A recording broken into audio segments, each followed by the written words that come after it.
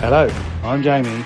Hello, I'm Mark, and it's time for another episode of Through the Garden Gate.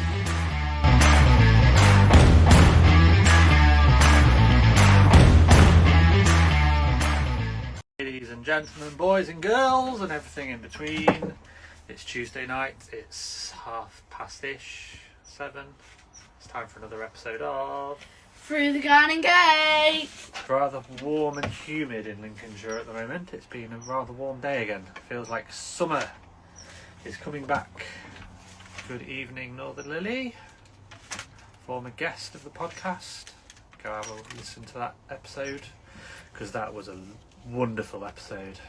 I had the pleasure of with Northern Lily. Had the pleasure of meeting her at the press event this year. Let's get Jamie in. Okay. Let's get it. Sorry. How dare you be a minute late? Well, because I'm rather got engaged tomorrow night with somebody else, and Wednesday night is normally mine and Teresa's evening at the pub for a couple of pints. She said, "You need to take me to the pub tonight because you're not here tomorrow night." And I looked at my phone. Who are you engaged with tomorrow night? I looked at my phone at 7:20 and went, "Oh my god!" Panic! Yeah, so yeah, that's why. Oh, I'm engaged with you tomorrow night, Mark. Are we going to have a nice pub meal then? Yes, because we've got to find a pub with a screen in. Because there's a certain football match on. Yeah, 9 o'clock. What football match? Oh, no, not Newcastle. I was about to say Newcastle, England. England. Yes, so we can sort that out tomorrow. But that is why I'm late. I do apologise. It's alright. It's a good excuse. What are you doing? Hi, Lulu. I have had 2 pints of alcohol. Might be why I got rosy cheeks. So, somebody went swimming tonight. Somebody's been swimming. And hint, Somebody. it's not him. Dash has been in He the doesn't river. even like going in the water, no matter swimming. I think it's Dash then. No, me. So what I can do now is jump straight in without the teacher holding me, I'm not drowned. and not drown. And I can also go on my back without a float now in the shallow end. Very good. Well done. And without the teacher holding me as well. George, Yeah. can I just say something? Yeah. Looking at you sitting there, Uh-huh. you're getting big. You're growing. He is getting big. He's in like 3 age groups bigger than him. He is. I just noticed then as you were talking, you're definitely getting a. How old are you now? 12? No, 10. Soon to be 11. 10, 11. Yeah, you're getting big. Growing a bit fast. Wait, think. It was. It's 2 months and 13 days until I turn 11. There you go. 2 months and 13 days. Wow. And George has been for a transition day at his secondary school today. Secondary school. Oh, well, that might give you that little bit of a height burst then. And then on Sunday, I went to see a t-shirt that I'm wearing right now. Oh, yes. Tell us about McFly, which was your very first gig. First ever gig at 10 years old. Yeah. then. So it was really good actually. There was quite a bit of waiting, but Yeah, you have to get used to that, mate. Life is waiting all the time. Unfortunately. Saying good things come to those that wait. Wait, yeah. So what was it a good thing? well, yeah. So we got there at 6 o'clock. We went in, and then we had to wait until 7 o'clock. It was the first support act was scheduled for 6:30, but then they didn't come on until 7. Yeah. Then after that, they had like a 20-minute break in between that. and then another support act came on for another 45 minutes, and then McFly came on for an hour and a half. Brilliant. In the castle. In the castle. In the castle. Now, I've been to Lincoln Castle, so I know what it's like, but just explain it then. When did you go there? Oh, I've been several times. I've got good friends who live in Lincoln. Apart from you, your mum and your dad, I've got other good friends. Good friends. Yeah. So it's a castle that's pretty much collapsed. It's not collapsed. It's a very whole castle. Well, It is. It's got a wall. It's got a wall, but it's not like fully castle anymore. So it's in the grounds of the wall, is it? The wall surrounds the whole the castle. walls are, yeah, there's some trees there. What was very annoying, they had positioned the stage where there was two branches on a tree, so we couldn't see the whole stage. You could have shifted, And surely. then I he did see the pictures. You could have just shuffled over a little bit. I said I He just chop said, it just chop it off. off. You can't tell me you took a pruning saw to No, it was quite Constant. high, to be fair. a... Probably like 200-year-old tree as well. I think I might get in trouble. Yeah, you'd have got locked up for that. Treason. Same as them at the Sycamore Camp. Yeah, exactly. But yeah, the castle. So all the walls complete in Lincoln Castle, and then there's banks, and the stage is in the bottom, and then people sat all the way around. And on the banks, we were right at the back, near the wall. I've been several times Christmas time when they have the Christmas market going all the way through it. Well, it's very similar because there's like food tents and VIP tents and merchandise tents. There was a merchandise stand, not a tent. Oh, it was a tent. Well, and that's where I got this from, and it was A lot of money. a lot of money, shall we just say, or shall Was I it? say the price? Oh, you got to do lots of jobs to pay it back then, George. Lots of It was £40. Oh! Standard price for t-shirts these days, apparently. Oh, goodness. Back to gardening. Garden question then. No. Oh, radish update. Oh, go on then. Look at that. So what week are we on now? Must be 5. No, 5 or 6? it takes 3 to 4 weeks to grow, so it's either week No, 6. because it was week 3. Yeah. It's 3 when we had it 2 weeks ago. 2 weeks ago, so it's Let me 5 have a look. weeks. 5 weeks. Perfect. Where was that question? That's perfect. George, eat it. When did we have that? After when? No, Dad. When did Good we luck have with that? that. Dad, when George, did we eat have the that? radish. Dad. What? Radish? No. Where did? Taste it, where, Mark. when did we? When did we have that question? 2 weeks ago. You murdered the radish. Is it nice? The radish. Spicy? I can't. No? No. I can't Really? find. A little bit. Just I can't find Bit the. peppery. Where's the? yeah, a bit peppery on the aftertaste, but not strong. Yeah, nice. Good. Can't beat a good radish. It was a great radish, Lulu, you're right. Right, George, what's your question? I'm Go on, just then. trying to find the. We want today's one, not last 3 weeks ago. I'm just trying to check We were how. on February. It was two weeks ago. Do today's question. Okay. We're in June. No. Oh, it was on the 2nd of June, 2 weeks ago. 2 weeks ago. Yes. So we're now on week 5, and it's perfect. Now I just have to try and find it again.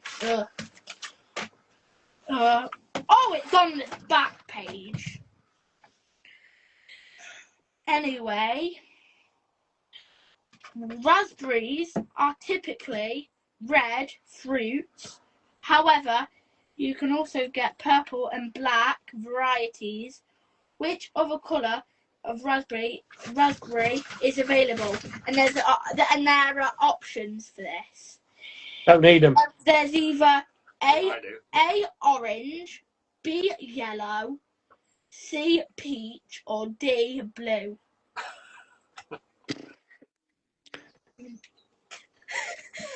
I'll I'm going delete to what I wrote before then. All the answers came up. I think this is going to be a draw again. Ready? 1, 2, 3. I wouldn't have said that colour. I would have said golden. We've both gone yellow.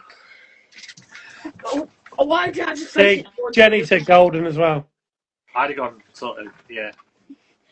Orange, maybe. Anyway, you're both right. So it's another draw. Yay! They need to bring out a blue one now. I feel like Point a blue raspberry. for us, but no points for George. Woohoo! I don't care.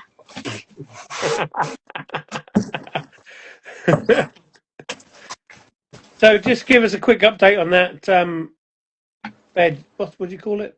Bed. Chaos bed. I weeded Chaos out bed. all the weeds, so now it's just the plants that are in there, aren't they, George? Yeah. And what's happening to it? So you've got. I'll tell people what's in. What it looks like, George. Well, if I You stay there. I'll point. can I lift the tripod? No, you stay there. I'll point. You just explain. You explain. You look out the window. What's he pointing at? A potato. How big is it? How big's the potato? Got plenty of radishes. Plenty of radishes, apparently. What? Spinach. Onion. Spring onions. What Oh. else? Lettuce is in there. Are you getting a raspberry? Well, the main thing We're is getting a your raspberry. chaos bed is doing really well.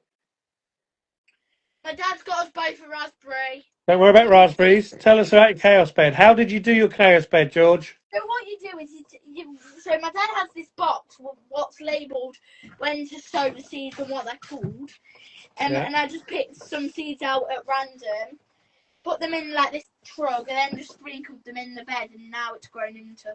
So all you did was just sprinkle them on the soil, and that was it. Yeah, Just hope for the best. that's the raspberry. It's not a Sounds like a yellow good one. technique to me.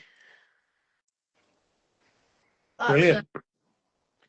That's probably one of the best tastes you'll ever get in the allotment garden. Fresh Fresh raspberry. raspberry. Yeah. We got them early this year. I must have. I ain't got any yet. I've got loads of fruit, but none of them are ripe. Nowhere near ripe. Because in the old veg garden, before it all flooded, I only had autumn raspberries. So at some point, I must have bought some summer ones. Yeah, I've got both, but my summer ones isn't ready yet. Nowhere near. Obviously, well ahead this year then. The bit of the veg garden behind us is pretty good at the minute. The one in front of us is not so good. Well, it's a work in progress. Well, it's a work in progress, yeah. Why? Because after the flood, it kind of went downhill. We've removed a few beds, and then now Jean-Claude's in, and it's just looking a bit of a mess. Really. We'll get there. Yeah, we'll get We've only got three beds that have actually got veg on that side, which is the old veg garden. Yeah. Whereas that side, we've got all the beds are full of stuff. And our new squash bed's got stuff in it. Well, the vole is been going to town on Eating all of our brassicas. Yeah, brassicas are gone. What more since last week? No. Can't really do much more.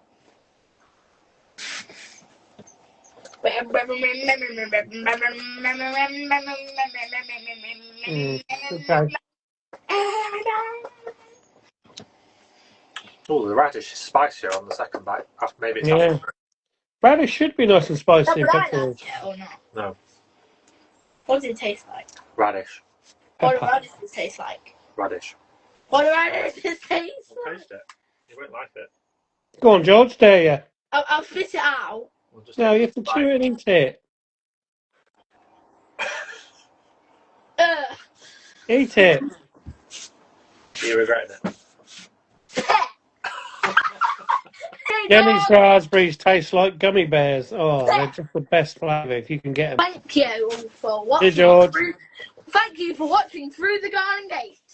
Not over yet. Well, no, but the bit with George is over. Best bit. Best bit is over. Best bit's over. All down there. To see. Yeah, good work for trying it, George. What? Yeah, Worth trying the radish. not bad, mate. Good boy. No, don't start ukuleleing. Oh, it's there. No, I'm don't not doing you. ukulele here. I'm going to do it back in the house, but... Not until you had some lessons from Tom Fletcher. What's going on? It's like a McFly concert. Jesus God. It's just chaos. It's like that bloody bed he got outside. George is chaos. Good God. Mark, have you done any gardening this week? To be honest, I feel like I've spent most of the week messing around with lawnmowers. Again. Wait, what? You robot ones? Yeah, so we've got another new robot mower. So What? we've now got 2 Husqvarnas. Yeah. One's a 4x4 Husqvarna. Yeah, for the hills. And one's the other new one, which I had last week. So I've been messing around setting them up. Are they performing? Ish. Although refining maps and stuff, the software to plot out the lawns and stuff isn't that exact. Like you can ride, because you have to control it with the app. You can ride it along the edge of the grass, half on the grass, half on the drive, and then once it's all programmed in and it's cutting the lawn, it'll leave like that big a gap. That's no good. So then you have to go back into the map and move the boundary over by 4 inches or whatever, and then it'll do it. But you How many blades does it have then? 5. They're like little razor blades on a disc. Oh, but it says only one central spin. Yeah. You think if that was half on the drive, half on the lawn, it should get the whole lot? Well, we think that what happens is because you've got the radar dish thing at the back. I think that's where it puts the line, so it's in the centre of the machine rather than the edge of the machine. So I think if you now I know that I think if you plot a new area, you'd have to almost just drive it further over than what you need it. But I mean that won't work if you've got a flower bed. So No. you've just got to go around and edit all the maps as you go. Because the old one works perfectly. Like all of the areas that it does, it gets all of the grass because we've slowly refined the areas. So it's going to take some time to get it right. Wow. But yeah, I think the technology will get better. That it's not as advanced as what you think it is. Well, surely that software, they should take that into account. In the software, if you draw a line, that's where you want your last cut of your lawn. Yeah, that's what you think, wouldn't you? And the other issue is, like, if you've got trees, we were saying that if you wanted to plot a tree, you've got to like drive the thing round the edge of the tree. But then when it draws that on the map, it obviously expands the area, so it's missing some of the grass around the tree as well. So what you really need to do is just to be able to press a button and say there's a tree there, and drop a little circle, rather than it being a don't go in that area, because obviously you do the no go areas for the big beds and stuff. If you do that, you've got to know the diameter of the tree, surely. Yeah. Well, as long as it knows to stop something solid there, you're just almost warning it. Because I mean, you could just leave it to bash into it. Yeah. But by doing that, it's slowing the mowing down. Yeah, I suppose. But if it bashes, does that turn away and go the opposite way? But if it's set, it would take the track all the way around it. Yeah, well, it'd start steering round as it came up to it. It'd go, I know there's something there, so I'm going to go around the edge. So if it bumped, it would just turn the opposite way and drive away again. Yeah, either that or go like too wide, because it'd think, oh, maybe there's a chair in the way or something. So it'd almost go further out than what it needed to do. Yeah, so it sounds like there's a bit more sorted out to happen with these. Yeah. And it's almost, you've got to get in the head of, like, because today we were trying to figure out why it hadn't done some of the areas. But what we realised is because there was like 3 trees in a row, and when you draw the area, obviously there's more grass either side of it. Yeah. But that's in a different area. So when it saw these 3 trees in a line, it couldn't actually get through the middle of the trees because there was 3 no-go zones, and then there was like a slither of grass like that in the middle. So it's like I can't mow through there because it's a no-go zone. So it was missing that end of the bit of grass that it was supposed to cut. And I was like, yeah, of course, we're thinking, well, it'll just drive around there, but it can't because it's like it can't go outside of its working area. But you're thinking of it logically from like a human point of view. Like if it was me with a lawnmower, I'd just go a bit wide. But yeah, so it'll take some time. But when it works, they are good and they save. Well, hopefully in the future they'll save me time. Although it doesn't feel like it at the moment. No, just playing with them all the time. Yeah. You might as well sit on the tractor and do it yourself. Yeah, well, it does feel like that this week. I've just been like, I'm sure this was supposed to save me time. Have you spoke to Husqvarna to see what they say? No. They'd probably just tell me, don't bother mapping it or something. Let it hit the tree. Yeah. But then on that bank that it's doing, there's 50 trees. Yeah, exactly. So if it's bashing into 50 trees, no, it's not going to do it any good, is it? No. So I think you've just got to spend the time and refine it down. Well, that one I saw, I don't know where it was. Might have been at that festival place. Can you remember? I said I went to. Oh yeah. Bloody games. Well, whatever it was, had every gardening tool you can think of. There was a bloke, Grounds Fest.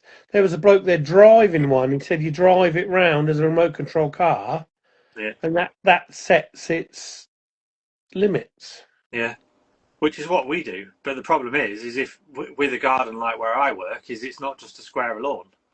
If you've got a square of lawn, like all of the big areas of lawn, it's easy because it's just a big bit of lawn, and you set it to lines. And lines that way, and it looks amazing. But anywhere where you've got trees or smaller paths in between meadows and stuff like that, it does struggle a bit. Because obviously, if you told it to do lines and the lines went that way, and then some of the paths it was having to go backwards and forwards like that. Whereas if you were doing it on a ride-on, you'd just drive straight down the path and it'd be done. Yeah. I said to Jim, what it would be really good is if you could actually program in its mowing pattern, because you can see logically that if it on that path it needs to just go up and down 3 times and it's done. But you can't sort of areas like that. Yeah, I think they need to. There's a bit more refining needs to happen by the sounds of it. And I think it's software based. I think once they get the software right, it'll be good. But in terms of the hills and stuff, this 4x4 one's brilliant. Like it's the best cut we've ever seen, even better than what the Crest did. Because it's 2 sections, so the front and the back wheels are separate. So when it's going over a hump, it can bend, so it actually cuts it in the contours. Oh right. Whereas before it was sort of scalping some of the tops of the curves. Yeah. So, yeah, it would, wouldn't it? Yeah. That's like trying to drive a lorry over a humpback bridge. Exactly. Yeah. And the sculpture at work is like there's 3 ridges on the front, and then there's the ridge at the top, and there's a dip in the middle. So it's not an easy. It's not just a smooth hill to cut. No. Oh, wow.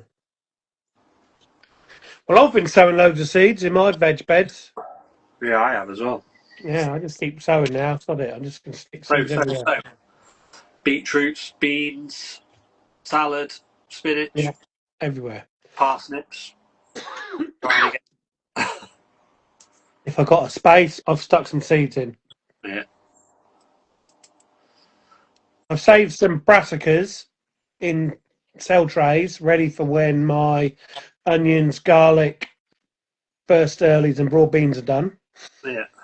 Because that'll all be happening in the next couple of weeks. So I've got brassicas to put in there. Yeah.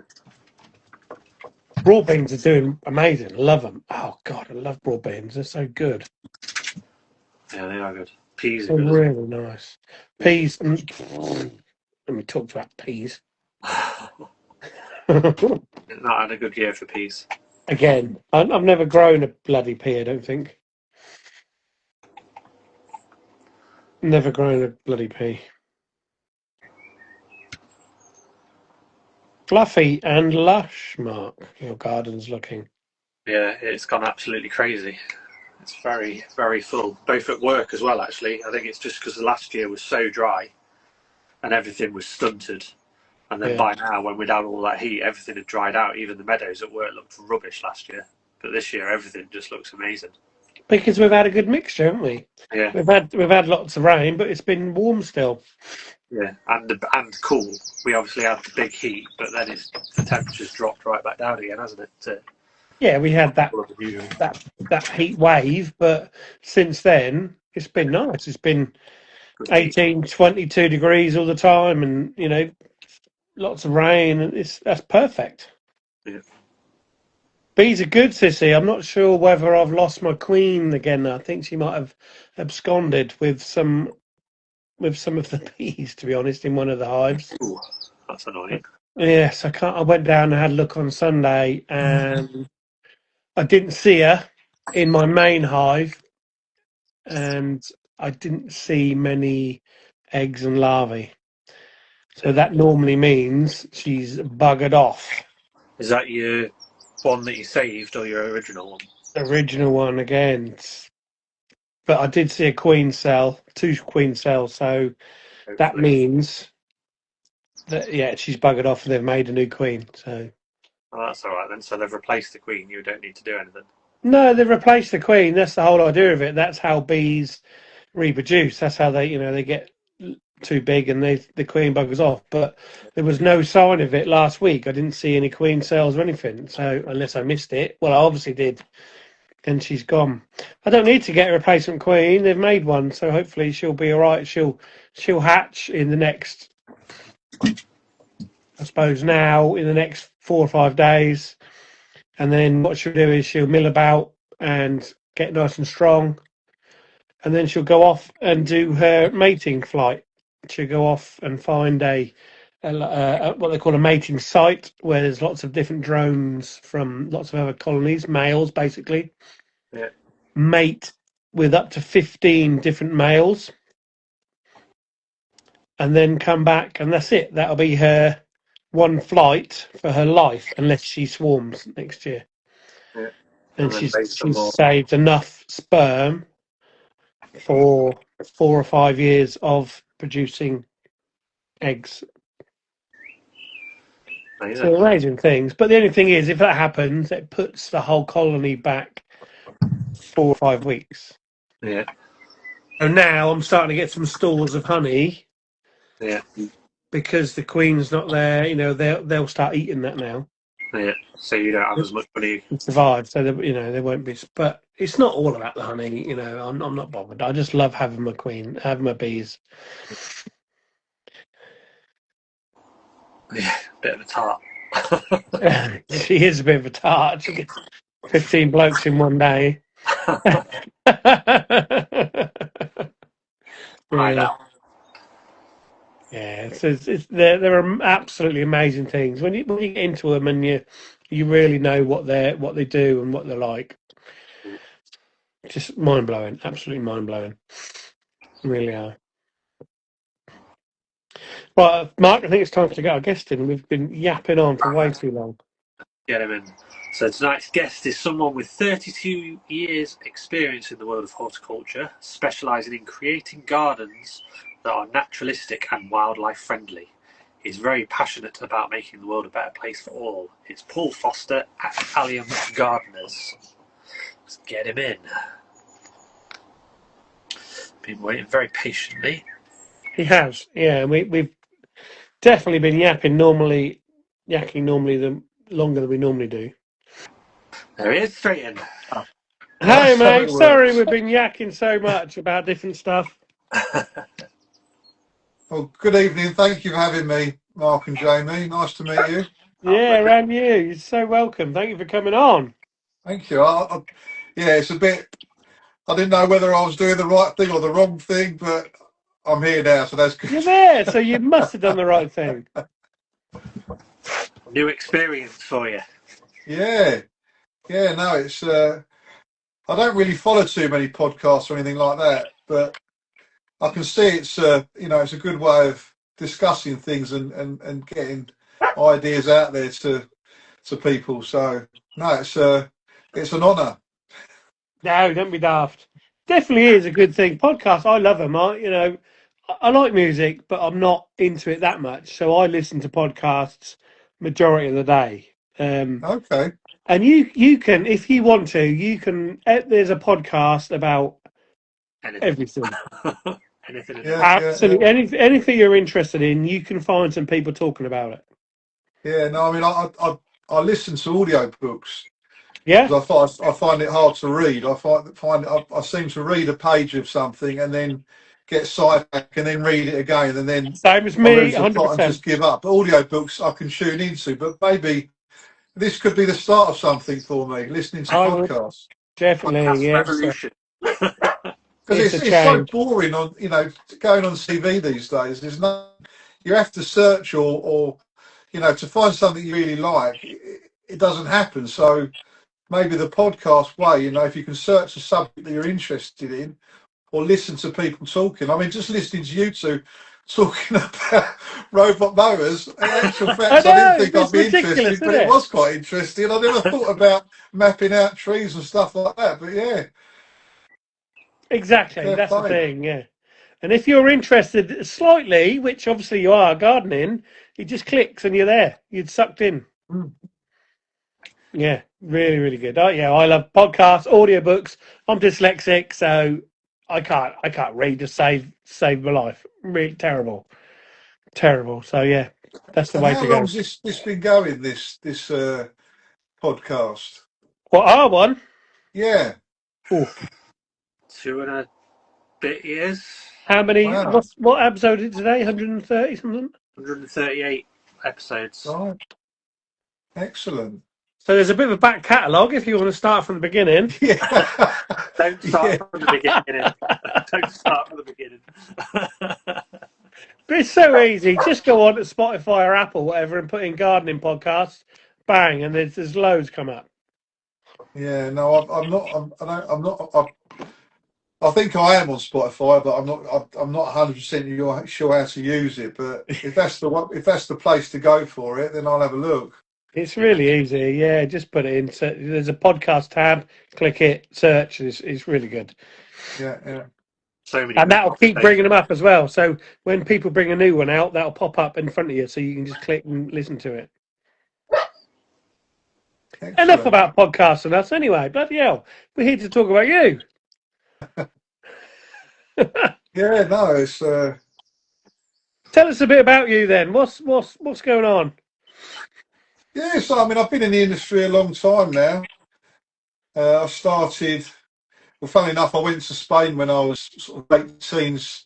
I went to Spain. I thought I was going to be a cocktail barman. I saw the film Cocktail with Tom Cruise, so I went over to Spain to be a cocktail barman, and there was no jobs. And I ended up getting a job cleaning pools and doing gardening. And that in a nutshell is where it started. Age, I think I was late 18 or just turned 19. And then I came back and did an apprenticeship, and then shortly after I started my own business. So it's been a real, journey to this point now. But I predominantly was maintenance when I started my business and I had contracts and stuff like that. But I retrained just after COVID as a designer because although I was maintaining gardens, my real passion, occasionally I would get to create a garden. And that I really loved. And then I just decided all I wanted to do was create gardens.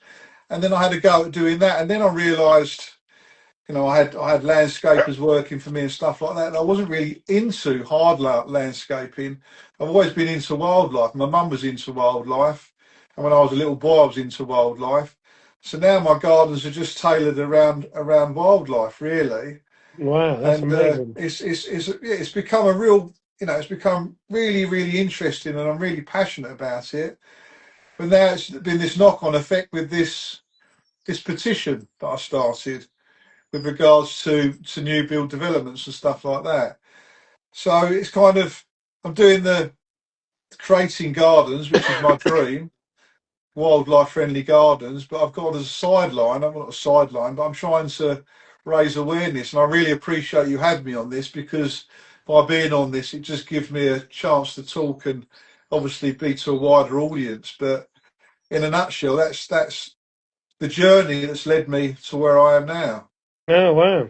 Just go back to what you just said. Wildlife. When you was a little boy, you was fascinated in it. Just what memories have you got of wildlife when you was little? Then.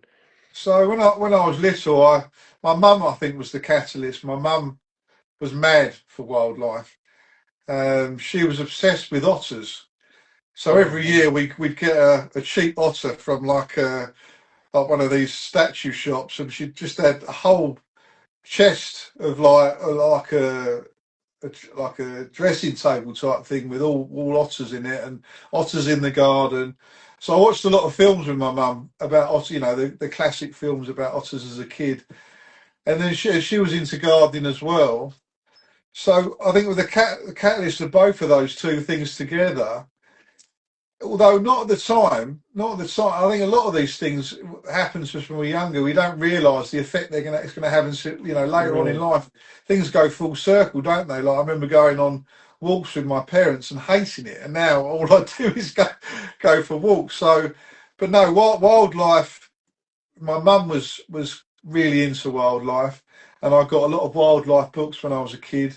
These handbooks on the seaside and the countryside and woodland, and I loved it. I loved having these books and going to these places and looking in the book and seeing which crab it was or Mm. and I was really, really, really into it as a kid, even to the point that one year I got, I think my dad got me the membership to the World Wildlife Fund, and each month you'd get a bulletin.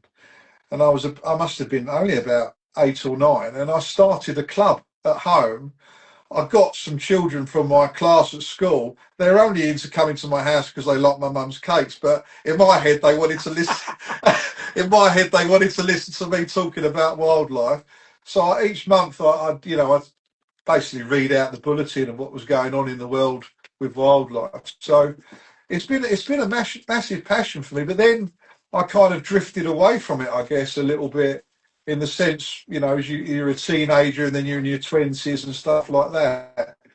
But now it's gone full circle. I can actually reflects in my business, so it's perfect. It really is perfect. Sounds amazing. What a story from when you were a child and wildlife all the way through. But you said about the World Wildlife Fund. I can remember that. I can remember seeing that, and I think I had a sticker book or something. But that always seemed to me like pandas and tigers and things. It wasn't like the wildlife that we know now of our native Yeah, yeah, wildlife. yeah, yeah. Sorry, if you just bear with me 1 second, I'm trying to get the dogs in. Hold on a second. Yeah. Come on. We all know that. Bloody sorting dogs out.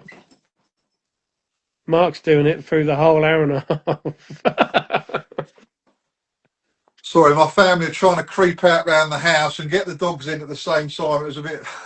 They ain't Yeah, got no. creep. So that it's been a real journey, and so, as you guys both. I mean, I don't. Not going to guess how old you are, but it just time just goes so quickly, and I can't believe it. I mean, I started my business. I was early 20s, and now I'm in my 50s, and it's Mm. just gone in. It's like a blink. But what I've got, I think, as you get older, you start to, for me anyway, if I'm into something, I want to be doing it, and I don't want to just be like a wallflower that kind of sits on the fence. And I've been waiting for years to start some petition with regards to wildlife in this country. There's lots of petitions going on, and maybe there's even a petition similar to my petition that I'm not aware of. I only started my petition out of frustration. Mm. But what I do see on a daily basis, because I work in new builds, I work in gardens, I just see that, you know, the wildlife struggling, and it's so frustrating, it's so sad, and there's such a lack of understanding and respect, it seems, in this country now with wildlife. I know there's many of us that are madly into it, but it seems like we're definitely in the minority. And for me, it's how do we, I think, you know, obviously inspiring young people is the key to the future, but how do we readdress this with people that, you know, that are older, that maybe just don't understand what's going on? And I'm lucky in the sense that I can show all of my passion and all of my experience, and I can use it within the gardens I do. But then that's the limit of where it goes. For me, I'd love to do it on a much bigger stage where, and it's not about me. I just share this awareness, share what's going on. You know, people, I know for a fact, people are just they're blinkered. They, you know, they go to work, they come back. They're not aware of what they're driving past in that hedgerow. They're not aware of what they're driving past in that tree.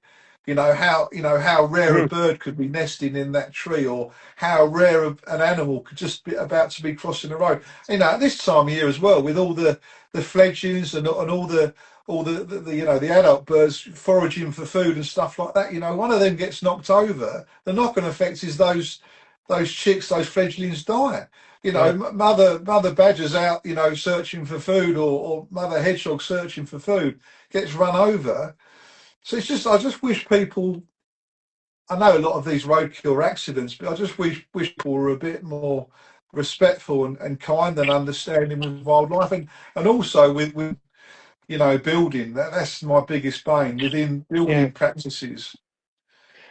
Can we just zip back a bit, because we kind of skipped a little bit? Let's go back to the new builds thing. You say you work in new builds all the time. I work in new build. I'm an electrician, so I see new builds all the time. But I'm a gardener, stroke wildlife lover, etc., electrician. So I don't just look at the materials of the house. I look at the gardens. I look at the surroundings. I look at where they've built the houses. So what's made you go so far as to do the petition? So the petition was it was started. So basically, I was away in January, and I created a garden last year with some beautiful mature trees and really beautifully landscaped garden. And I got a message from my client, and he said, "Oh, the garden's a bit waterlogged.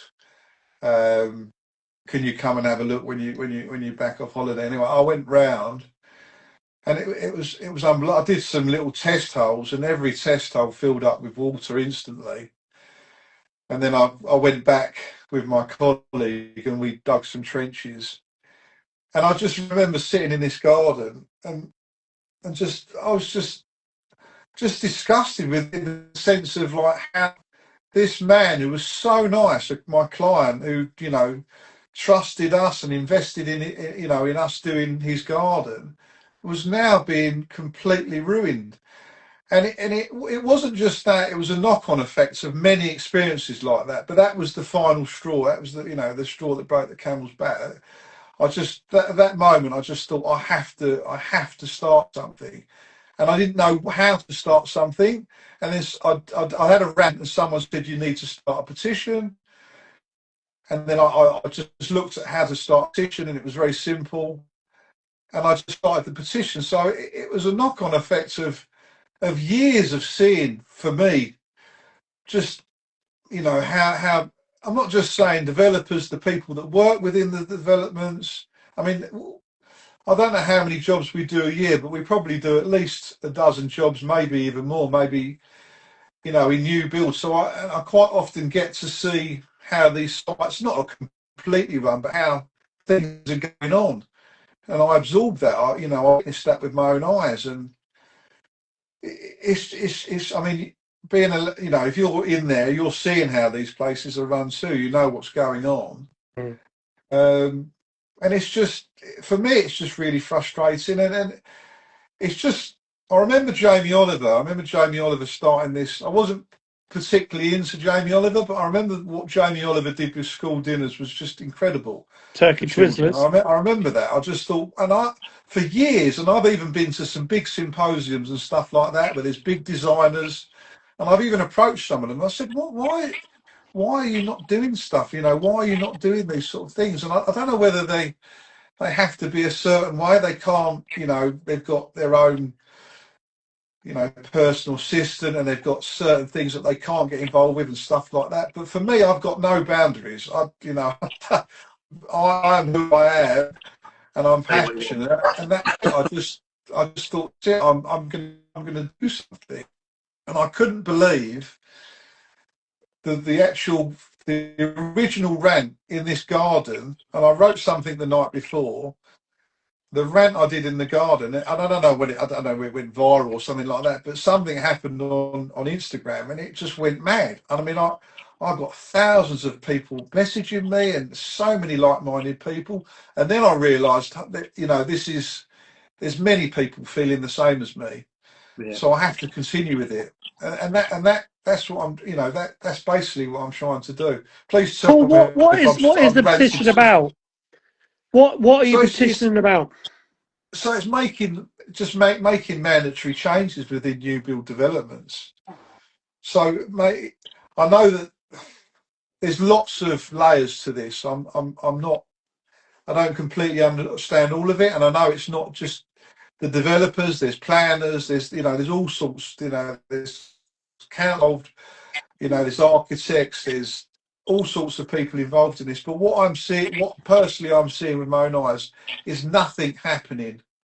And I know there's this net gain thing which seems like a bit of a farce, where developers pay the government X amount of money, and then they get a bit of land on a bit of farmland that's already not being used, and they can grow some wildflowers. But for me, that's not on. I know it might be doing something for the environment, but that bit of land probably being left out, it was anyway, is still beneficial for the environment. Yeah. We don't, the amount of developments just going on where I live in Suffolk, and I'm getting people message me in Scotland, people in the Midlands, and people down in the West Country. There's developments going on everywhere, thousands upon thousands of houses going up, and you can visit any of them any day of the week this week, and there's nothing to support wildlife. The odd one, I think I visited one that had hedgehog highways. I was completely blown away. There was one I visited, but the majority of them, there's no swift bricks in this country. Scotland have agreed that, and that's brilliant. I don't know why we haven't agreed that. There's no swift bricks. You'll see no bird or bat boxes, no hedgehog corridors. There's no protection of the trees. They just rip out and cut down the trees and the hedgerows. They just suffer the fee. Surely they must be getting. Sorry. They just suffer the fee. They're not interested. They know they can make more money cutting down the tree and building another 3 houses rather than leaving the tree up. Yeah, and I get why they do certain things, but certain things are a bit, for me, just absolutely back, like not even logical. Yeah. The last project, no, not the last project. The last projects I did, which was a big catalyst, was in big job I did in Cambridge, and the developers were still there. They're still there now. We was back there today. It's not finished, but this house, we were allowed to go on site and work on this. And I spoke daily to the labourers and the people the electricians, the carpenters, everyone. And I heard the stories about this sign. You talk about while they do it, they pay the fine. But a lot of the things they do don't make sense. Like on this particular one, they showed this big area where they said there was hundreds, well not hundreds, but there was loads of trees here. We cut them all down, and it costs an astronomical amount of money to have them removed. Now, if they had someone within working on this site who had a bit of know-how with wildlife and biodiversity, they would have said, look, let's create some log piles. Yeah. Let's put back, and we're not, we'll save the money of carting it away. We'll still put in something, but they haven't got anyone. There's no one there with that mindset. I don't So see anyway. what are you trying to say is, so like there's an officer for listed buildings, there's an officer for new builds and how you should do it. There should be an officer in every council to say, right, we need this site needs this, this, and this, and this. Oh, definitely, definitely, and I believe that. I mean, I don't know who they employ, these developers, but they should have someone. Quite, I see half a dozen people just standing around not doing anything. They could have one person who knows a little bit about trees and planting and stuff like that, and just even just had one body on each site who just understood how to plant, how to not only how to plant, how to maintain while they're there, and how to water and look after. But they just there's so many factors to this that need for me that needs to change. But most importantly, they need to have a list of things that need to happen on all these sites. Not necessarily on every house, but they should buy. 2026, we're leagues behind some of the countries in Europe. I worked Yeah, in, like in that. Denmark. I worked in Denmark when I just after I done my horticulture apprenticeship, and their recycling when I was 19, 20, 21 or whatever I was leagues ahead of us now. Yeah. And their things towards biodiversity years ago. I know everyone keeps telling me it's about profit and this, but I understand they've got to make a profit. They would actually, if the rule put in place, for me, they would be saving money Yeah. I and they'd must be admit, ticking boxes. some of the sites I've been on recently, they've had uh, bat bricks and things like that. But that's about it. There's nothing else. When they plant the garden up, they don't do anything with the back gardens. They will turf the front gardens and put a few shrubs in and a couple of small whippy trees here and there. But that's about it. He's heading outside. That's a good idea. Yeah. He's had enough.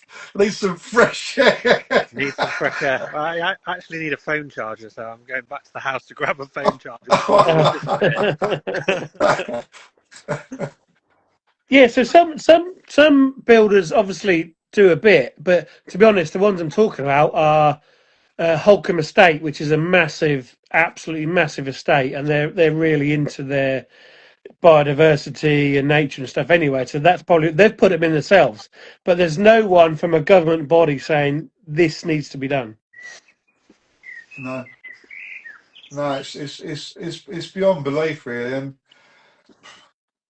yeah, I mean, I'm trying. Like, I mean, since I started the petition, I think we're up to nearly 11,000, which it's nothing, but it's still a good volume of people that have stood up, and so many people have shared it.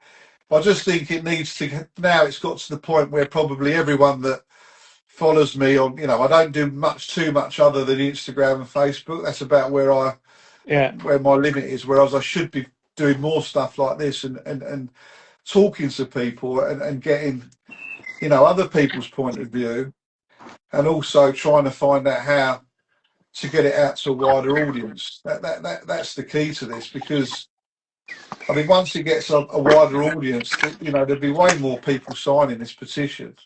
Yeah. So if you could have your own way and say to the government, I want all new build developments to have, what would you say? So if I could speak to the government and get them to really listen and really change, I would say get people in place within these from the off, when they're the site's ready to build on.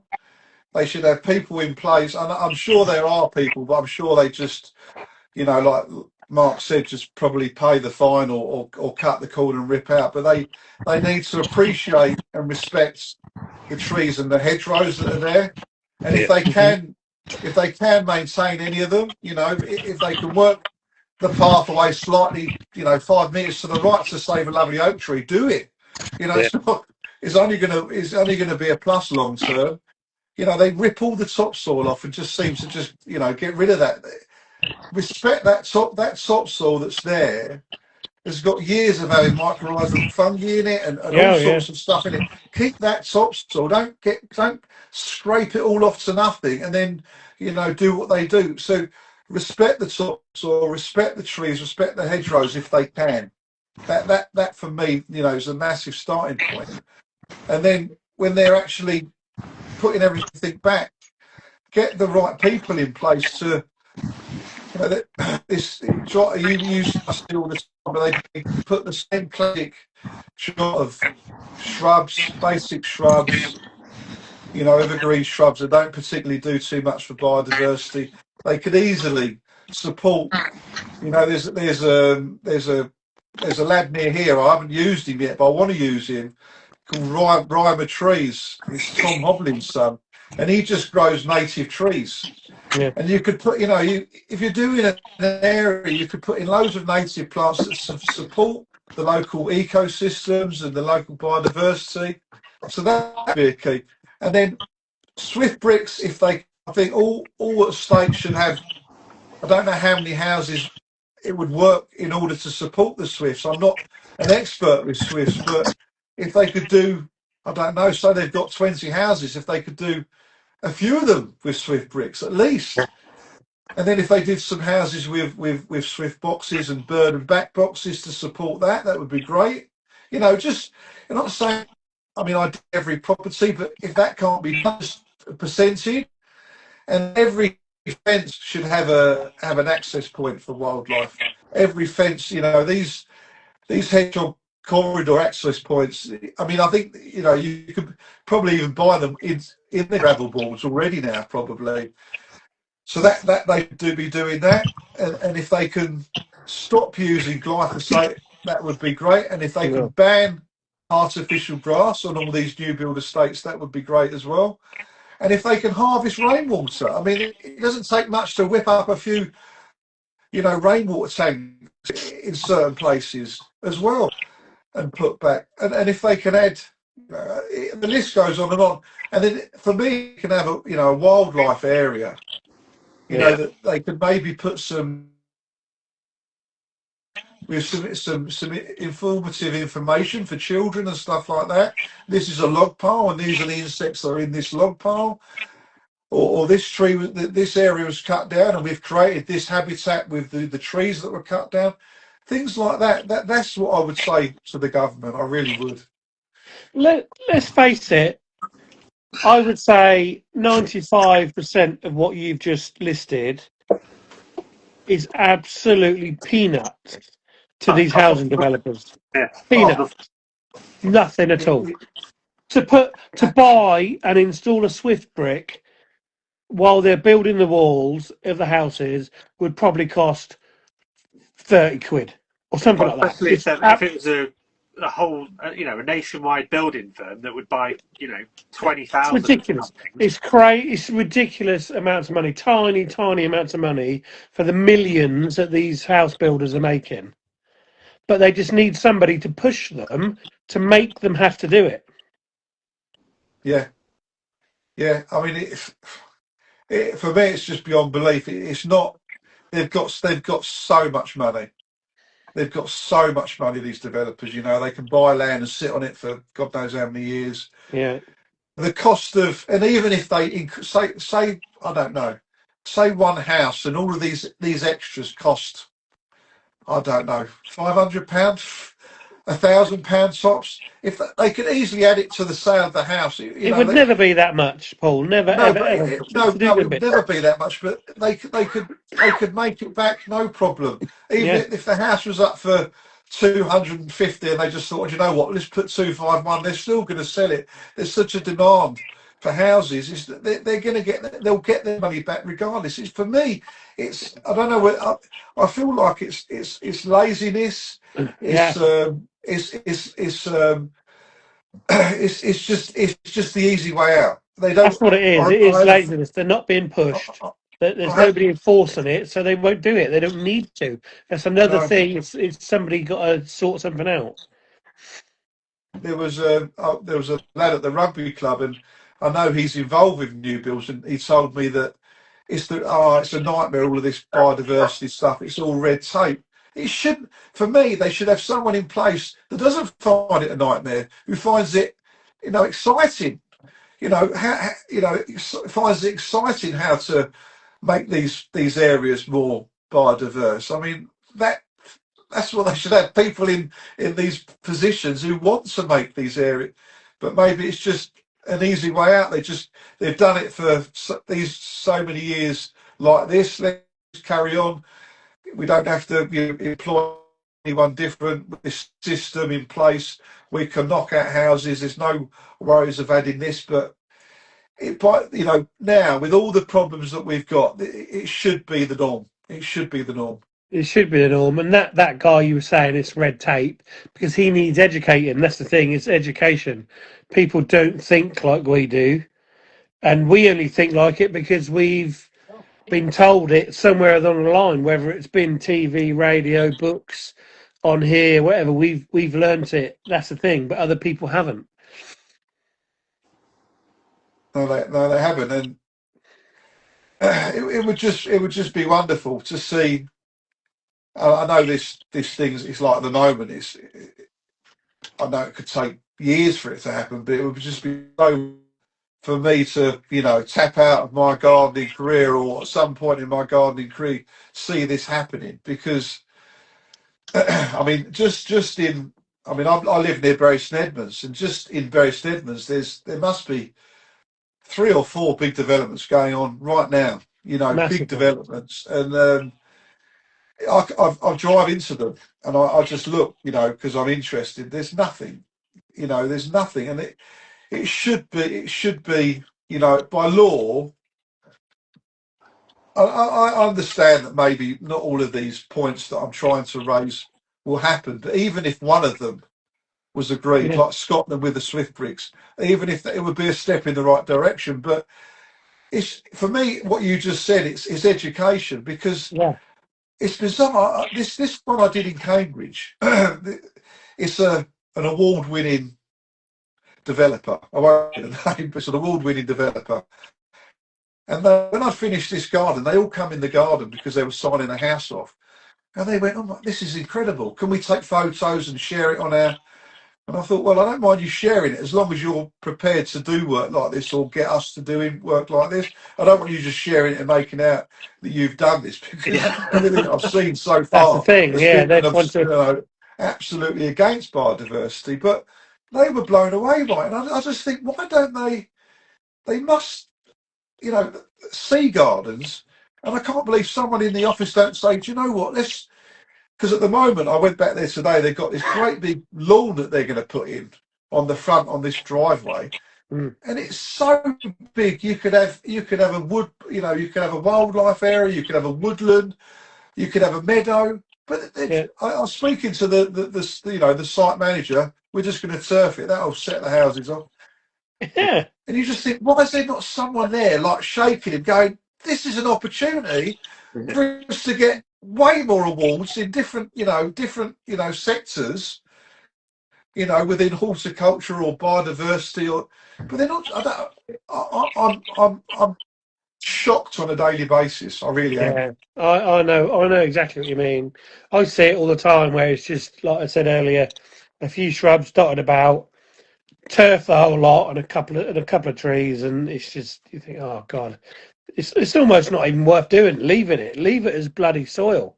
Yeah. Yeah, Terrible. So yeah. I this mean, and, garden and that they they all. all came in and saw then was all shocked and amazed how amazing it was. Tell us about that. What was in there? I've fortunately had this client approach me, who found me from. I think he found me from Instagram. He's seen some of our work in new builds, because what we do is generally, as you know, with the new builds, you get a lawn, or you get soil, but Yeah. generally you get a lawn. But anyway, he'd seen some of the jobs that we had done, and he wanted all the elements that I suggested, to make his garden really wildlife friendly. So we cut a hedgehog corridor in the fence. We added a wildlife pond. We planted perennials and grasses for pollinators. We planted trees for birds. We planted fruit trees, so we had a bit of a kitchen garden and herbs. So a whole mixture of things, all within, a basic new build property. And he kindly took a picture actually from his bathroom window or his bedroom window the other day, and you could see the neighbour's lawn and also lots of old wood. We always incorporate. I don't do any hard landscaping now, so the pathways are natural. We just use bark chip or wood chip from a local tree surgeons. The Yeah. chip that comes off of a wood chipper, and that's the pathway. There's no membrane. There's nothing in the ground to suppress weeds. We use old wood, so the wood acts as edging to the pathway to Yeah. retain the bark, and the old wood will rot down, and there'll be fungi growing on that, and that'll be a food source for wildlife and also a habitat for wildlife. Yeah. So we add all these things into, we try and mix as many things as we can into a new build thing. And anyway, they came in and they were like, just like, I don't think they even was. I understand that they've probably never seen anything like that, but that for me is like the blueprint of what they should be doing on a bigger scale in some of their bigger areas. That is it, and it's easy. You guys know it's easy. It's not, and it's not expensive. You know how expensive hard landscaping is. Oh my God. It's ridiculous. Yeah. Yeah. Achieve with plants and wood and soft materials is phenomenal. Yeah. And already, his gardens, the amount of damselflies and dragonflies and butterflies and bees, just in a short period of time. You see it all the time, I'm sure. Just so tell us about maybe one thing in there. So the wildlife pond. We all know, everyone on here normally, knows about how good a pond is, water is around the garden. Just tell us about how amazing a wildlife pond can be. Oh, it's astronomical. It doesn't have to be a big body of water. It can almost be like I've seen people do it with in towns with like a washing up bucket thing. I don't know what you call it, but a washing up bowl. Washing up bowl. You just cut an area in the ground and you sink it into the ground. But the biodiversity that water will attract, the insects that you wouldn't normally have, if you just had a dry garden, for argument's sake, the insects it will attract, the amphibians it will attract, the bird life it will attract, the birds. I've got one, I'm looking at it now, and the birds that come to a wildlife pond is phenomenal.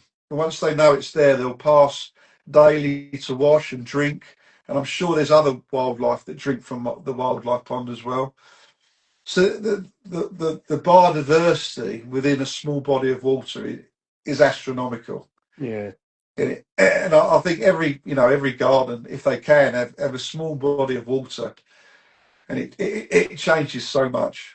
I'm losing my voice. I must be talking too much. Please kick me off if I'm talking too much. No, keep going. We love it. So how do you make it? What, just put washing up bowl in and fill it with water and leave it, or do you put anything in there, or what? Yeah, I've never done one that small, but I always put. If you're putting it in the ground, always put an access point for wildlife to get in and out. All of our wildlife ponds have got a slope, so if anything does fall into it, it can get out. That's the first most important thing I think with any wildlife pond. You have a slope or stones or stuff where if anything falls in, it can get out. So that's number one. And then the bigger the pond or the smaller the pond, you just address it with the plants accordingly. So by putting oxygenating plants in, it'll help the water, the balance of the water and the marine life that's in the water, or the wildlife that's in the water. Mm-hmm. And then if you had a shelf around the outside, you had marginal plants. They're the sort of ones that sit in the lower water, and then if you've got a deeper area, you can put plants that can handle in the deeper areas. But for me, adding habitats around it is the key as well. So whatever is in the pond that can come out and have somewhere where it can hide and keep out of the sun and create a nest and stuff like that. That's really important as well. Mm. Yeah, so not hard and complicated or expensive, really, to be able to do something for. No, it's so cheap. I mean, it's really anyone could create a wildlife pond. They really could. And for me, the reward you gain from having a wildlife pond is, you can sit there of an evening or when you finish work, and it's just way more interesting than just watching. If you've got a planted garden, okay, you've got insects flying around, but if you watch a pond, the light on the water, the different plants that grow within it, the different insects that are within it, the life is phenomenal. It really is. It's for me, it's the best thing you can do within a garden. Well, it's the start of life, isn't it? Everything needs water to start. So if you've got that in your garden, the amount of things that are going to be drawn in. Yeah, brilliant.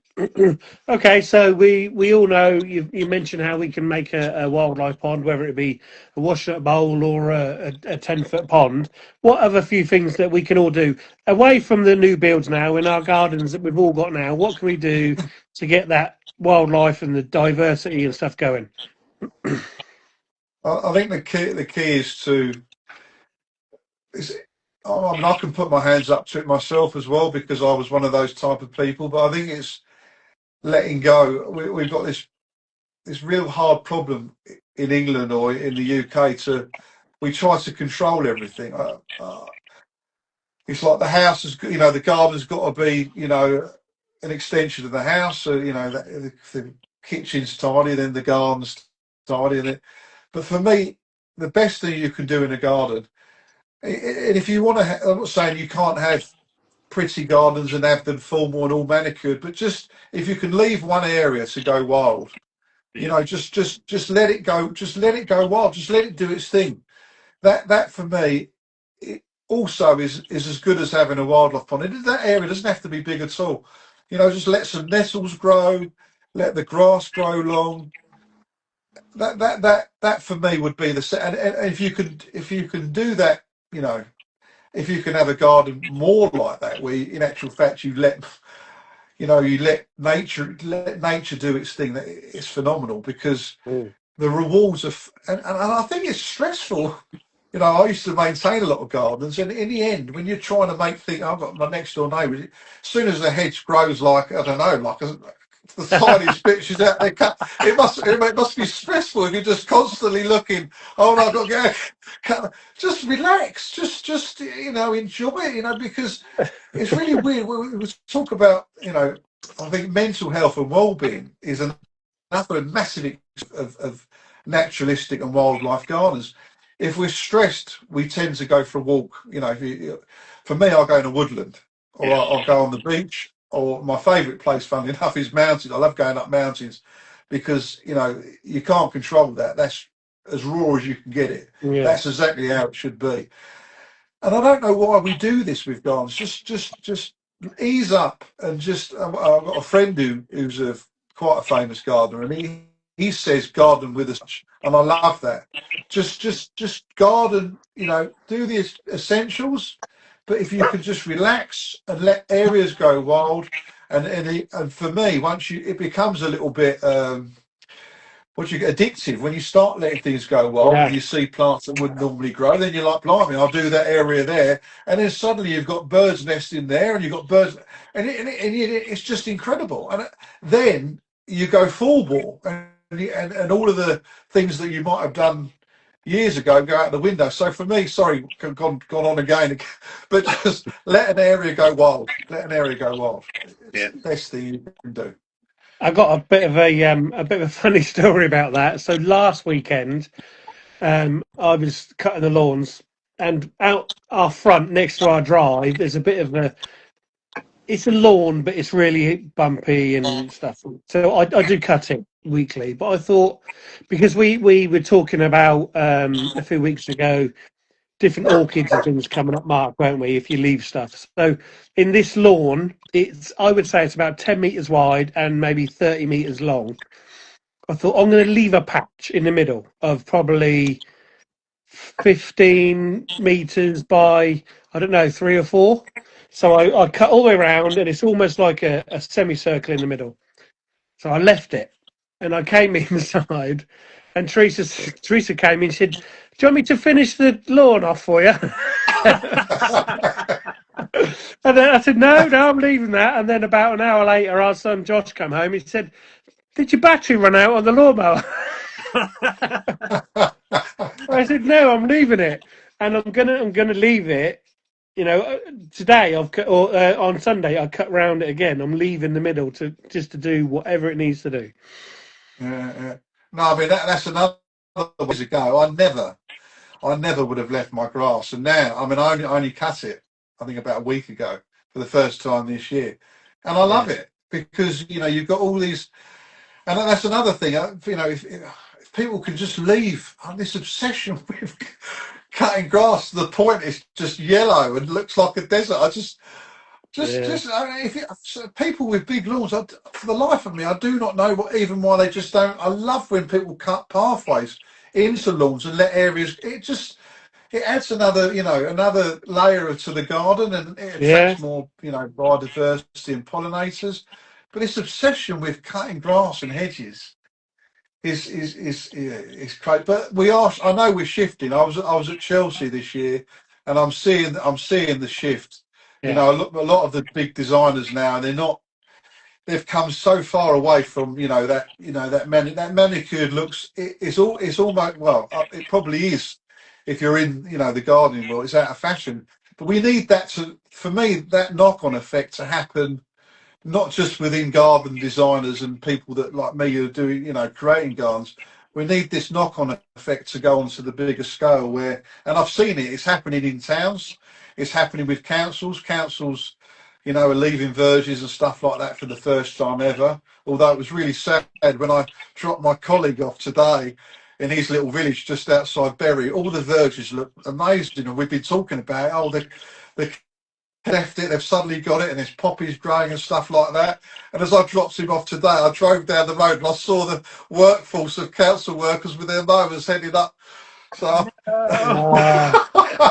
so, so yeah, I mean, it seems like some councils are getting it, some towns are getting it, and it is shifting. But yeah. if we can get this shift to move on a bigger scale, within new builds, God, I could, because I know in years to come when that happens, because it will happen.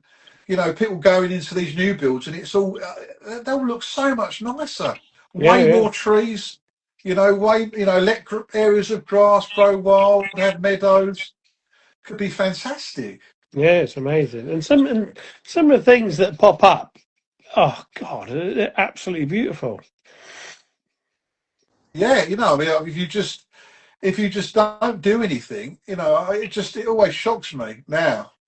Even I've got a very small garden, but just leaving it to just do its own thing, and Mm, things just things self-seed that you've forgotten that you planted, and but if you're constantly trying to control it, you're missing out on all of that.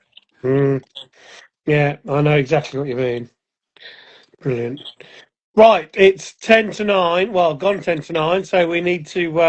We're not quite going to be finished yet, Paul. We got Mark will have a a lightning round of questions for you. You got to answer them quick fire. Quick lightning round. Oh no, I didn't expect that bit. I've never really been good at quizzes and stuff like that. It's easy. It's easy. It's all, Don't all ever have me on your quiz Not a team. quiz. So the first one is flowers or edibles? Oh, have I just got to answer this quickly? Yeah. Flowers, I think. Yeah. Flowers. Got to be. Next one, beach or forest?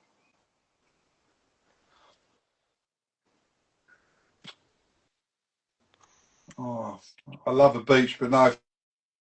Yeah, forest. Probably needed Oh, mountain in there for you. well, yeah, mountain would have. I mean, that's a really hard question. I love both, to be honest. It's a really very hard. I mean, where I live, I'm closer to forest, so forests are probably forest. Yeah, There's spend a just lot of something time very walking in untouched forest. about both, isn't there? You know, if you get a good forest or a good beach, they're just completely as they should be, left alone. Oh God, I mean, a real, untouched is wonderful. But yeah, no, yeah, both, both. In a text message, what's your go-to emoji? Oh God. These are quite. I wasn't prepared for. Probably the laughing one. I use that quite a lot. Yeah. I use the green heart a lot as well because it reflects the mood of what I'm trying to do. So I'll probably use the green heart actually. Green Probably heart laughing that's what. face. Yeah. Brilliant. If you could only have one snack for the rest of your life, what would it be? One snack. Yeah. What's your favourite snack?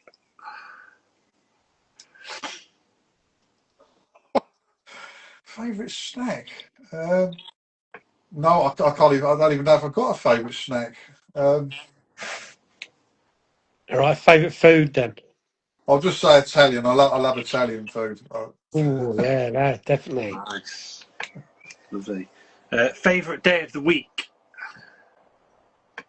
Day of the week. I haven't got. Blimey, these. Making it work now.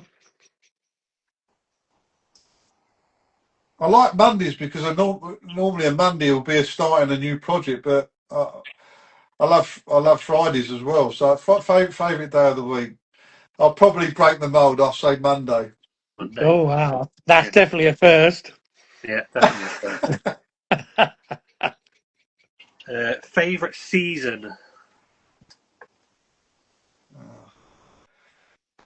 The autumn.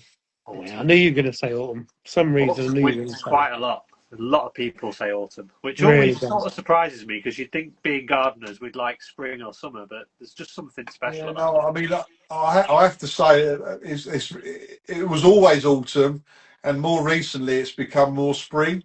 Yeah. But overall, I just love especially if I'm ever walking in the mountains, the colours of the trees. Yeah.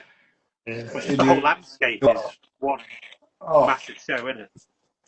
wonderful. If you could make one thing disappear from your garden or the gardening world, what would it be? Things to disappear from my garden. Got me. I mean, years ago that would have bothered me, but as I've quite a few people I'd like to remove from the world. Yeah. That's where do you start? Yeah, no, I just yeah. For me, just this lack of understanding. If I could remove, if people were more understanding, that would be fantastic. Yeah. Definitely. Favorite weed? Favorite weed? There's got to be ground elder. Nice. I say favourite. It's probably the most testing as well. Yeah, oh yeah. Try to get rid of it if you need to get rid of it. It's very tenacious. Today's favourite plant? Yorkshire daisies, they're just looking fantastic Oh, everywhere at they the are moment. amazing. They're everywhere this I year. just, Absolutely everywhere. it's prolific, absolutely prolific. It's wonderful. Mm. Really are. Favourite garden scent? Sorry? Favourite garden scent? Smell? Oh, Barbecue. okay. Barbecue.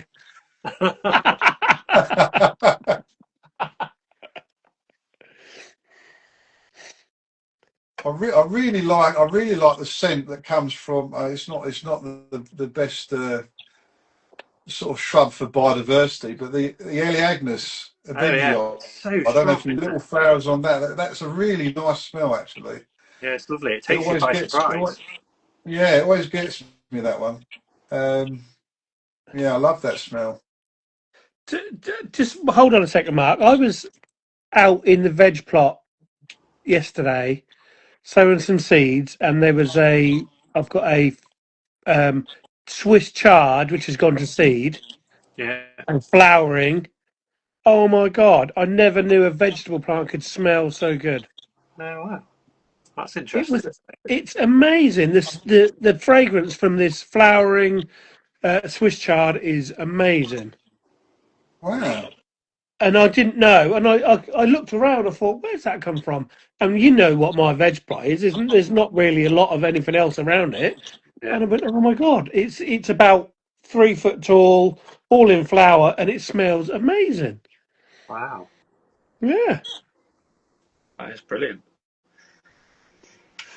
Right, last one. You're the emperor of the world. What's the first thing you're going to do?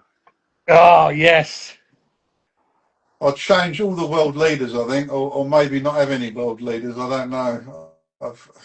That for me at the moment is just, if I was the emperor of the world, I would definitely change Get that. rid of all of them. Start again. I'd press that button, the trap door, and they'd fall out to wherever. And yeah, no, we're being led by absolute morons, it seems, but that's a whole different podcast, I guess. So you wouldn't put your the things in your petition to work then? Well, no. Oh, yeah. If I put the right people in place, that would be happening anyway. Yeah, exactly. So that wouldn't be an issue. I mean, it seems, yeah, yeah. The older I get, the more confused I get, I must say, Yeah, I know with what you regards mean. to how things are run. And I think when you get to a certain point in life and you've experienced some stuff and you've done stuff and you've learned stuff. And I feel like I've lived abroad. I've had a bit of a journey. I've done various things, and what I see happen on a daily basis is just, it doesn't add up. So yeah, get people in with some common sense, making good decisions for the future of the world, rather than trying to end it overnight type thing. That would Yeah. be the key. Here. Yeah. We're doing. Yeah. Oh, Paul, brilliant. Yeah, I So should have watched your podcast and then I'd have been ready for the quick. you would have been, yes, definitely. But no, So tell us. do you know what? I must say, thank you guys. I really appreciate this, and I think you might get me hooked, because it's really interesting. I mean, I've probably, I don't know, I've probably can't wait to get me off and just talk amongst yourselves again. No, don't be daft. No. But no, it's really nice to, I'll probably chat to, and and it always normally. I always get a lot from going to like a conference or something like that, where I get to meet like-minded people. But I've got to do it tonight. It's been great. In your own Yeah. living room. Perfect. In my own conservatory, yeah, perfect. It's all about conversation. We've all got to start talking more, because that's what we're all missing, and we've all got to start making more communities, because the way we're heading, we're in big trouble. Yeah, it seemed. I mean, I really appreciate you having me on this, I must say, and But it just seems to me, you're probably way smarter than I am. I kind of just go along with the flow and test the water and probably I just wear my heart on my sleeve. But I'm quite confused in the sense that there seems to be a lot of people, harping on about a lot of this stuff. But I've approached a lot of people, and I don't know whether they're just so, so many followers and so many people messaging that they don't get a chance to read it. But not many reply. I've approached a lot of people with big audiences, but then there seems to be this lovely smaller community Yeah. that are really supporting me. I feel like I've got like, I don't know, a dozen people that are constantly sharing my stuff and really gunning for me. But that's what the key is, talking. I think the more I've never been one of those type of people that want to be about. I want to collaborate with as many people as I can, share as much. And if there's anything you guys can, any advice that you could give me with this petition, or you think I'm, barking up the wrong tree or trying to do, it'd be great to hear that, whether it's now or, on a message, it'd be great to know. Definitely. Yeah, of course. I was just about to say, where can we find it to sign it for start off? So it's on. I think it confuses a little people because I think years ago, if someone would have said to me it's on my bio, I wouldn't have had a clue. But it's on the bio. It's on. It's a highlighted section on the profile, and I try to share it every time I do a post or a story. Yeah. To share the link so that people, can link on it. I had a big problem because somehow I pressed the wrong button and I got kicked off of Facebook. So I've been doing loads of these reels and stuff on Instagram, and it's linked to my Facebook. Yeah. And all these people were like up in arms because they had no way of linking onto it. But then I realised I could copy and paste the link on a Instagram thing, and it automatically comes up on Facebook. So, but it's on the bio. That's where you can find it. And I'm hoping that I've been approached by a few people in, some newspapers and stuff. I think it's just the more it gets out there, the more, and hopefully at some point, someone takes it on board as well. Someone with a bigger audience and shares it, and then who knows where it goes? It can, exactly. Go anywhere. Exactly. We can all share it. Keep doing it. Keep doing what you're doing because it's getting out there. So we've both found you. So. Yeah. And your Instagram handle is what, Paul? Say that again. Your Instagram handle is what? Instagram handle? Your name on Instagram? Oh, the Allium Gardeners, or Allium Gardeners. I've got a couple of Instagram accounts. There's Allium Gardeners, and there's Allium Design. They both got your bio on there with the link. Both of them have got the link. Yeah.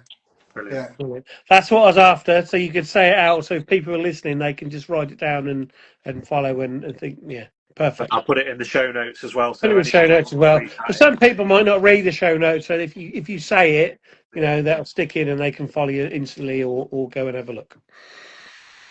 Yeah, it'd be interesting to to see if this does, because I can see. Is that the amount of people watching this on the thing? Right now, people drop in and out throughout. That changes through the whole thing. There's people in and out. Sometimes it goes right up and goes right down. It's all over the place. Don't take that as for gospel. Should actually be more watching. But this is going to go out as a podcast on Friday as well. So that'll be on Spotify and Apple, whatever it is and everything. So. Wow. Yeah. Well, I'll be interested to get a private message of some feedback of what you thought.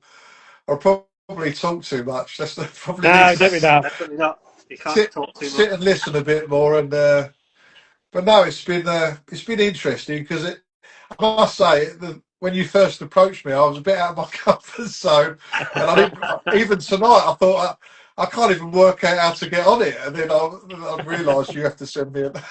I thought I'm definitely doing something wrong here. You're talking about robot moments.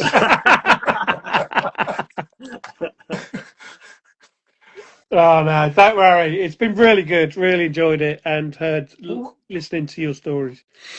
Where are you both based, just out of interest? I'm in Lincolnshire. Okay. And I'm not far from you. I'm near Kings Lynn. Ah, brilliant. Not far at all. No, no. That's great. Great. Well, no, lovely to meet you both. It really was, and a good experience. I'll try and get ready for if I ever do one for the quickfire round and try try to think of my favourite. It'd be good to have you on again to see how things are going. So yeah, we'll Yeah, definitely keep in touch. yeah, yeah. Just out of interest, ground elder is not my favourite weed. I think it was a bit of a panic answer, but yeah. Brilliant. Thanks so much, Paul. Okay. All right, Paul. Thanks, Brilliant. mate. See you later. See you soon. Thank you very Take much. care. Thank Thank you, you. and you. Bye. Cheers. Bye bye. Brilliant. Wow. Yeah, so everyone go sign the petition. Yeah, definitely. Get in there and sign that. I'm going to as soon as I come off. Yeah. And then we'll have to do a lot of sharing, I think, get that going. Yeah, definitely. Well, I'll put a link to it in the stories as well, because that'll help. So you Yeah. can just click straight on it. Yeah, that'd Probably be the good. best way to get it out to the most people. Rather than having to go to find him, if you do that, then I'll repost your story and stuff. Yeah. I'll tag everybody in it. Yeah. Sounds good. Really good, Paul. Thank you very much. Right. I'm hungry. I'm going to have my tea. Yeah. I'll see you tomorrow. See you tomorrow. And Thanks, anybody else everybody. that's going to Gardeners World Live, Yes, come and see us. Thursday, me and Jamie will both be there. So We will. look out for the hat. 2 days. 2 days at Gardeners World Live. Back to back. Should be good fun. We're really good. Really looking forward to it. Right. Thanks, guys. See you later. Cheers, Mark. Bye. Bye.